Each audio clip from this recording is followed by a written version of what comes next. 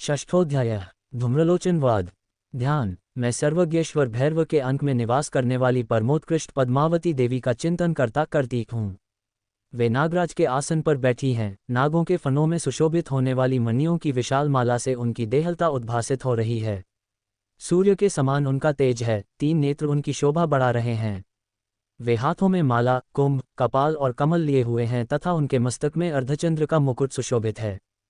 ऋषि कहते हैं, देवी का ये कथन सुनकर दूत को बड़ा अमर्ष हुआ और उसने दैत्यराज के पास जाकर सब समाचार विस्तारपूर्वक कह सुनाया। दूत के उस वचन को सुनकर दैत्यराज कुपित हो उठा और दैत्य सेनापति धूम्रलोचन से बोला, धूम्रलोचन, तुम शीघ्र अपनी सेना साथ लेकर जाओ और उस दुष्टा के केश पकड़कर घसीटते हुए उसे बलपूर्वक यहाँ ले आओ।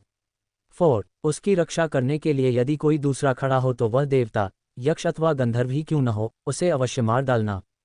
ऋषि कहते हैं, शुंभ के इस प्रकार आज्ञा देने पर वह धूम्रलोचन दैत्य 60,000 असुरों की सेना को साथ लेकर वहां से तुरंत चल दिया। वहां पहुंचकर उसने हिमालय पर रहने वाली देवी को देखा और ललकार कर कहा, अरे तू शुंभ निशुंभ के पास चल। यदि इस समय प्रसन्नतापूर्वक मेरे स्वामी के समीप नहीं चलेगी तो मैं बलपूर्वक झोंटा पकड़कर घसीटते हुए तुझे ले चलूंगा। देवी बोली, तुम्हें दैत्यों के राजा ने भेजा है, तुम स्वयं भी बलवान हो और तुम्हारे साथ विशाल सेना भी है। ऐसी दशा में यदि मुझे बलपूर्वक ले चलोगे तो मैं तुम्हारा क्या कर सकती हूँ। ऋषि कहते हैं, देवी के यों कहने पर असुर धूम्रलोचन उनकी ओर दौड़ा। तब अंबिका ने हुं शब्द के उच्चारण मात्र से उसे भस्म कर दिया। फिर तो क्रोध में भरी हुई दैत्यों की विशाल सेना और अंबिका ने एक दूसरे पर तीखे सहायकों, शक्तियों तथा फरसों की वर्षा आरंभ की। इतने में ही देवी का वाहन सिंह क्रोध में भरकर भयंकर गर्जना करके गर्दन के बालों को हिलाता हुआ असुरों की सेना में कूद पड़ा। उसने कुछ दैत्यों को पंजों की मार से, कितनों को अपने जबड़ों से और कितने ही महादैत्यों को पटक कर ओठ की दाढ़ों से घायल करके मार डाला। उस सिंह ने अपने नखों से कितनों के पेट फाड़ डाले और थप्पड़ मारकर कितनों के सिर धड़ से अलग कर दिए।